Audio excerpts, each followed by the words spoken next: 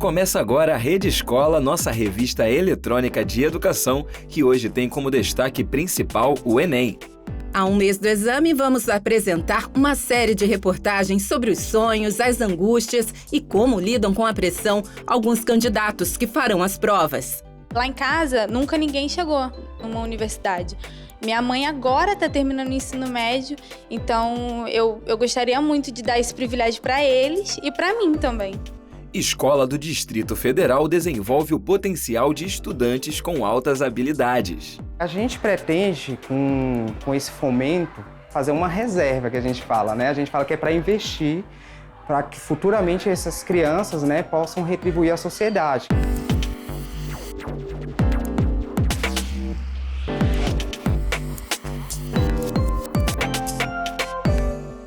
Hoje a Rede Escola começa uma série sobre a realidade de 6 candidatos que cursam pré-vestibular social na cidade do Rio de Janeiro e que farão em novembro o Exame Nacional do Ensino Médio. Eu estive junto a esses estudantes e vou mostrar a história de cada um deles. E tem cada história, Eliane. De hoje até depois da segunda prova, em 10 de novembro, a gente vai saber os sonhos dessas pessoas, as angústias, as dificuldades, como lidam com o tempo curto para os estudos, como ficam os relacionamentos. Enfim, vamos saber como eles se preparam para conquistar o grande objetivo, que é entrar numa universidade. Vamos conhecê-los?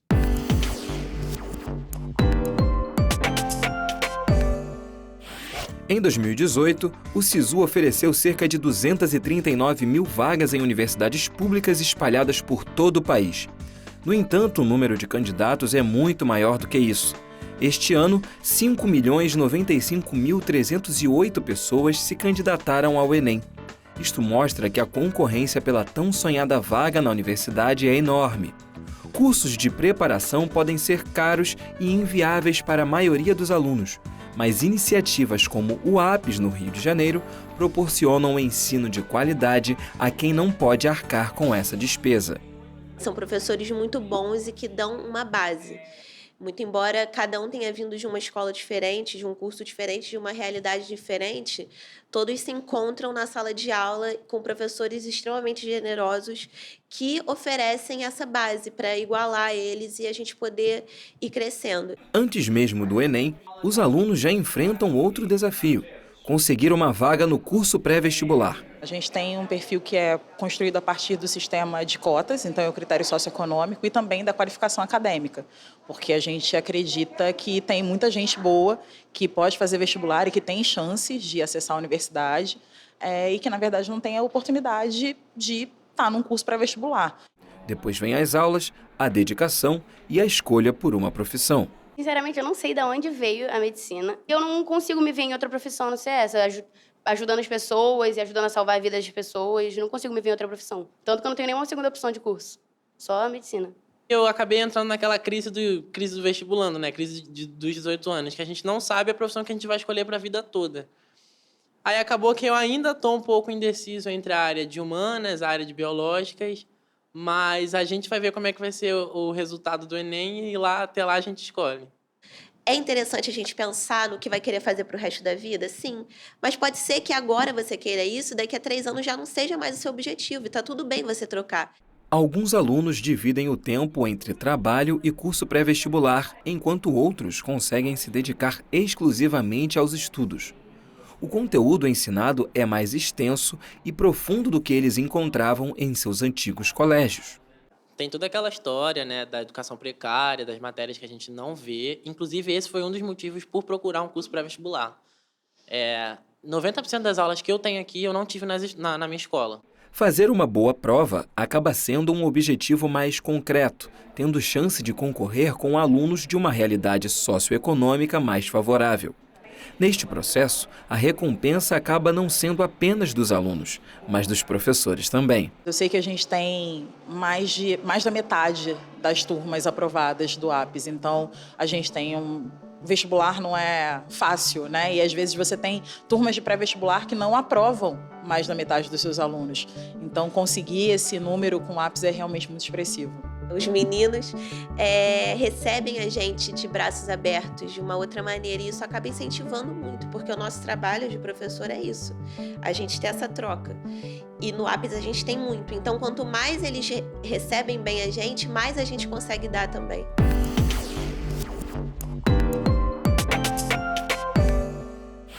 Tecnologia e segurança para garantir o sucesso do Exame Nacional do Ensino Médio, o Enem. Todo ano, o INEP, instituição vinculada ao Ministério da Educação responsável pelo exame, investe na implantação de novos processos e ferramentas tecnológicas. Operação que vai desde a elaboração dos itens na sala de segurança até a aplicação das provas em mais de 10 mil locais espalhados pelo país. Hoje nós contratamos empresas especializadas, cada uma na sua área. Então nós temos algumas empresas aplicadoras de prova que sabem como fazer a prova no sentido de aplicação, de contratação de pessoas que estarão no local da prova. Temos uma empresa específica em distribuição. Os Correios, a autarquia brasileira, ele faz essa distribuição no Brasil todo. Temos uma gráfica contratada especificamente que trabalha com segurança de impressão. E também os batalhões do Exército, onde a gente guarda a prova, onde armazena a prova até a distribuição final. As inovações complementam procedimentos para evitar fraudes. A gente colhe a digital nos 2 dias de aplicação. Então, ou seja, é uma segurança de quem está, aquela pessoa está fazendo a prova e está colocando a sua digital. Depois, em 2017, nós começamos a usar equipamentos de radiofrequência, onde a gente pode medir se existem ondas sendo emitidas dentro da escola. Que não é para acontecer, a menos que tenha a utilização de um ponto eletrônico, por exemplo. E este ano, por orientação inclusive da Polícia Federal, o edital prevê que o aluno, o participante, será eliminado se o telefone celular dele tocar, mesmo dentro do envelope que está o telefone. O que eu quero dizer com isso? Muitos telefones, mesmo desligados, eles tocam o alarme. Então é importante que o participante lembre que o celular, além de estar desligado, tem que estar sem alarme, porque senão será eliminado pelo simples toque de um alarme. Na sede do INEP, são feitos o monitoramento do local de guarda das provas e de armazenamento de dados dos participantes. É desta sala, 24 horas por dia, que os operadores do INEP monitoram os dados da tecnologia da informação do Enem e acompanham tudo que é postado nas redes sociais sobre o exame. No dia da prova, a recomendação é chegar ao local do exame com antecedência e levar documento físico de identificação com foto. CNH digital ou outros documentos sem foto não serão aceitos. Além disso, é importante imprimir o cartão de confirmação da inscrição. O Exame Nacional do Ensino Médio esse ano será realizado nos 2 primeiros domingos de novembro, dias 3 e 10. Desde 1998, o Enem é de responsabilidade do INEP, o Instituto Nacional de Estudos e Pesquisas Educacionais Anísio Teixeira. Anísio Teixeira, que dá nome ao instituto responsável pelo Enem e outras avaliações educacionais brasileiras, foi um dos grandes educadores do nosso país e um dos principais defensores do ensino público e gratuito. Ele era contra a educação como processo exclusivo de formação de uma elite e que mantinha a grande maioria da população em estado de analfabetismo e ignorância. Anísio Teixeira é tema de hoje do nosso quadro Acervo.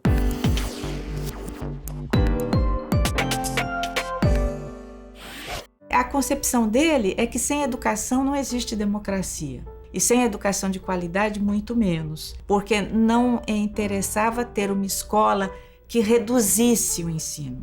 Interessava ter uma escola capaz de formar cidadãos capazes de discutir as questões do seu presente.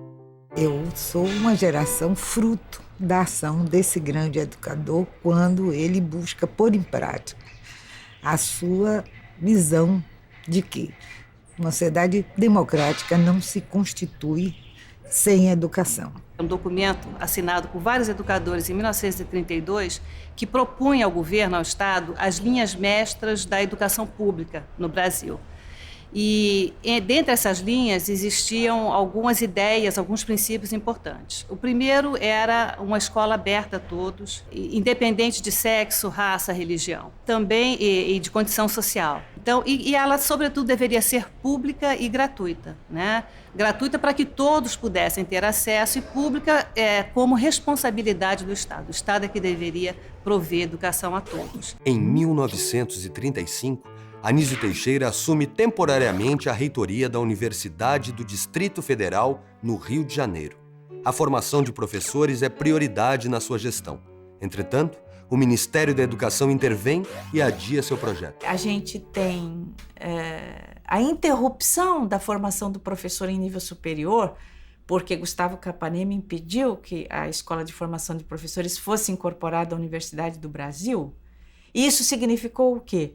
Não só que o professor primário foi impedido de frequentar a universidade durante algumas décadas, como também inviabilizou a pesquisa na área de educação. De acordo com o Censo Escolar de 2017 do Ministério da Educação, o Brasil tem 19.699 alunos com altas habilidades ou com superdotação. O número representa 0,04% dos mais de 48 milhões de estudantes matriculados na educação básica. O número é considerado baixo porque, para muitos especialistas, existe uma subnotificação dos casos e, na maioria das vezes, a instituição de ensino e a família dos estudantes não estão preparadas para identificar esse potencial na criança e no adolescente. No Distrito Federal, vamos conhecer uma escola que tem se esforçado para atender as crianças com altas habilidades. Vamos ver. Explorar áreas de interesse de estudantes com altas habilidades e superdotação. Na sala de recurso dessa escola de São Sebastião, a 30 quilômetros de Brasília, esses alunos que se destacam em áreas do conteúdo curricular ou pelo potencial artístico se tornam produtores de conhecimento.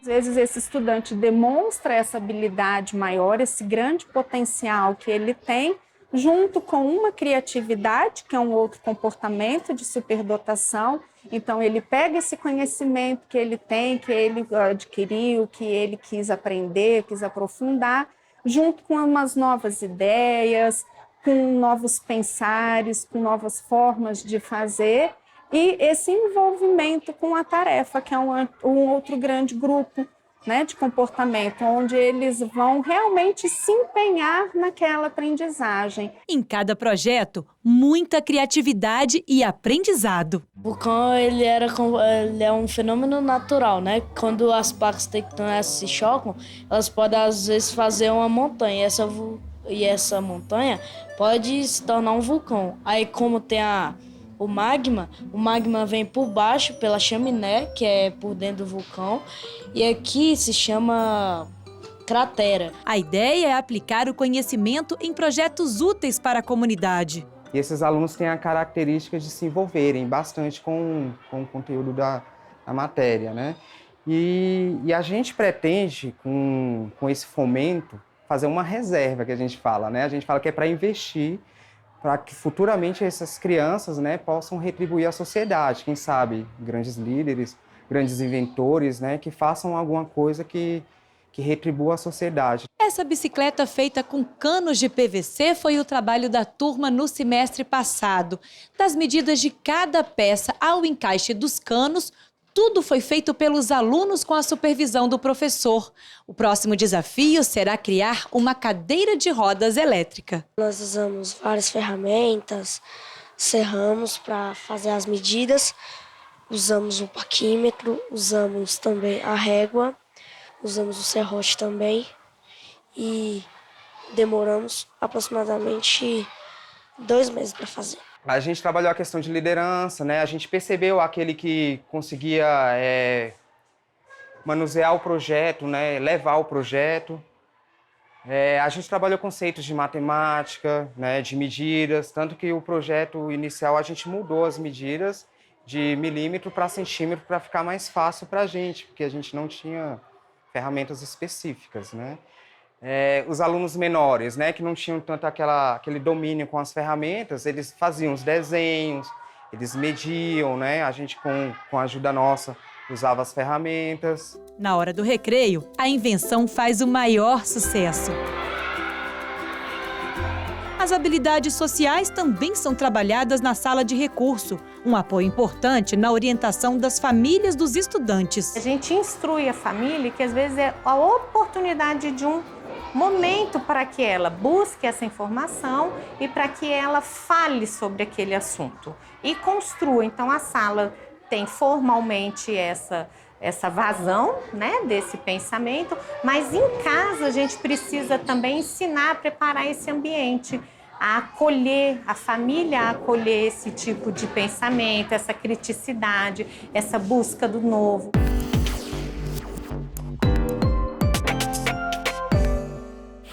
Olá, pessoal! A batata é um tubérculo que se originou nos Andes, aqui na América do Sul. Ela foi levada para a Europa no século XVI e, a partir daí, virou presença obrigatória nos pratos simples ou requintados. Purê, cozida, processada ao murro e frita. Ela ganhou o mundo e agora os pesquisadores estão enxergando sua forma na nossa galáxia. Um dos grandes desafios para os astrônomos do século XX foi chegar ao formato da nossa galáxia, uma reunião de 250 bilhões de estrelas, sistemas planetários, muitos gases e poeira.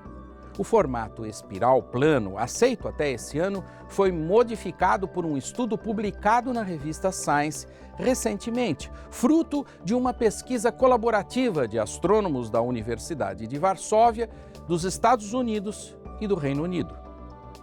Usando uma categoria de estrelas chamadas cefeidas, cujas distâncias podem ser determinadas graças à variação periódica dos seus brilhos, os pesquisadores chegaram à conclusão de que a nossa galáxia tem a forma de uma batata chips, ou muito perto disso. Foram milhares de medidas de cefeidas, combinando observações feitas em luz visível e dados em infravermelho. O estudo concluiu que as estrelas mais jovens ficam nos braços espirais da Via Láctea, enquanto as cefeidas mais velhas ficam espalhadas. Esse resultado ajudou na estimativa de movimento da nossa galáxia, como mostra uma simulação em computador.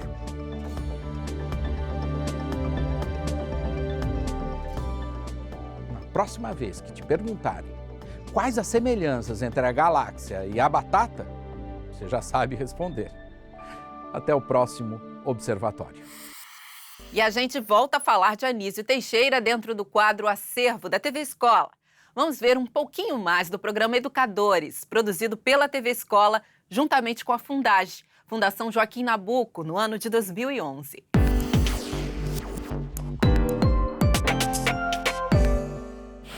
Em 1952, o educador assume a direção do Instituto Nacional de Estudos Pedagógicos, o INEP, cargo que ocupa até 1964. O órgão, vinculado ao Ministério da Educação, ainda hoje promove estudos, pesquisas e avaliações sobre a educação brasileira. Entre outras atividades, tem destaque a realização do censo escolar e a aplicação do Enem, o Exame Nacional do Ensino Médio. No antigo casarão de Caetité, a memória do educador Anísio Teixeira continua viva.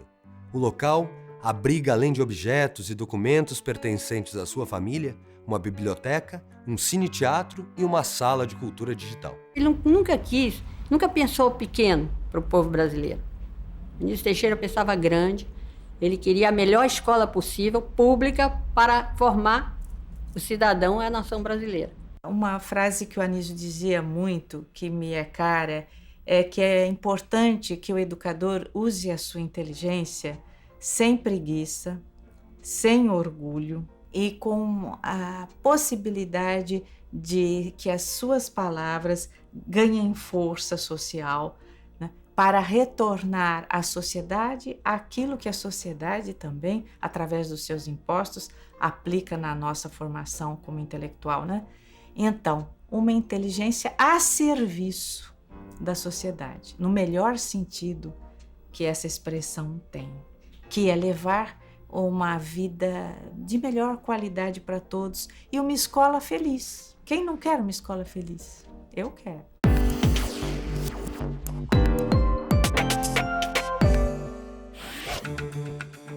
Em 2019, mais de 5 milhões de estudantes se inscreveram para o Enem com o sonho de cursar o ensino superior. Pessoas de todas as idades, gêneros, raças e realidades sociais. Para saber quem são esses alunos e que sonhos eles nutrem, eu vim até o APES para conhecer melhor a história deles. Tenho 30 anos, sou a mais velha da turma, do APES, talvez, do colégio. Sou mãe, trabalho em tempo integral e me divido nessa rotina de trabalho, estudo, maternidade. Eu sou caixa. E aí eu comecei a pesquisar cursos de pré-vestibulares, já no ensino médio, quando eu estava terminando em 2017. Só que o tempo de inscrição para o AP já tinha acabado.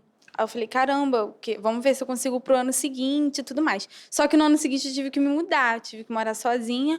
E aí ficou tudo, muito bagunçado. Até eu me reorganizar, aí não deu. Eu falei, mas dessa vez eu não vou perder o prazo. No caminho, muitos ficam indecisos com a escolha de profissão que querem seguir. A única certeza é que o diploma universitário irá mudar a vida deles de alguma forma. E parece que uma carreira específica está no radar da maioria dos alunos. Eu quero fazer medicina. É um sonho desde o início do ensino médio. Eu, de início, não sabia o que eu queria, quando eu estava no fundamental, porque eu não tinha acesso. Eu estudei num colégio público no interior de São Paulo, porque eu morei lá uma época, e eu não tinha acesso, eu não sabia da possibilidade de medicina, para mim nem existia. Medicina sempre esteve nos meus sonhos, mas muito longe da minha realidade. Então, é algo que, apesar de ser um sonho, era algo que não era palpável para mim até pouco tempo atrás. Medicina, né, foi a profissão escolhida. E o start foi quando nós duas fizemos iniciação científica na Fiocruz. E a gente amou, assim, a área da saúde em si. E aí, pelo menos para mim, medicina não foi o primeiro momento que eu pensei, porque eu falei, cara, é muito difícil, não vou passar, não quero isso. Mas aí, ao longo do tempo, eu fui vendo que, cara, era isso mesmo que eu queria. Estudar em um curso pré-vestibular social deu mais esperança a esses alunos de obter bons resultados nos dias 3 e 10 de novembro. Mas a rotina de estudos exige tempo, dedicação e controle emocional. E a realidade desses alunos reflete a origem de outros milhões de estudantes brasileiros. Lá em casa, nunca ninguém chegou numa universidade. Minha mãe agora está terminando o ensino médio, então eu gostaria muito de dar esse privilégio para eles e para mim também, por uma questão de honra mesmo. Esse é o meu segundo ano tentando. Ano passado eu estava no terceiro ano, mas eu tinha uma rotina bem puxada, porque eu estudava de manhã, trabalhava à tarde e à noite eu fazia um pré-vestibular online. Sendo que eu não tinha tempo de estudar igual hoje eu tenho, que hoje eu me dedico integralmente. A superação de obstáculos e o orgulho pelas conquistas parece ser a principal característica desses alunos, que após um dia inteiro de estudos ou de trabalho, ainda encontram força para fazer o curso pré-vestibular à noite. Todas as responsabilidades, todo o cansaço vai embora, porque eu tô dentro de uma sala de aula, tô tendo o privilégio de ter uma aula de base alta de ensino, né? Parece que tudo que eu tenho para fazer eu esqueço e lembro da escola, mas é bem difícil, assim. Ponto final na Rede Escola de hoje, que falou de Anísio Teixeira, altas habilidades, arte e educação, ciência e o Exame Nacional do Ensino Médio. Se você deseja ver ou rever a nossa revista, acesse o site tvescola.org.br. Na TV tem Rede Escola toda sexta-feira às 7 da noite, aos sábados às 4 da tarde, aos domingos ao meio-dia e às segundas-feiras ao 12:30. E quem vive no Rio, Grande Rio ou em Niterói, a Rede Escola é exibida toda terça-feira às 8 horas da noite na Multirio, canal 26 da NET. A gente fica por aqui. Até a próxima. Beijo!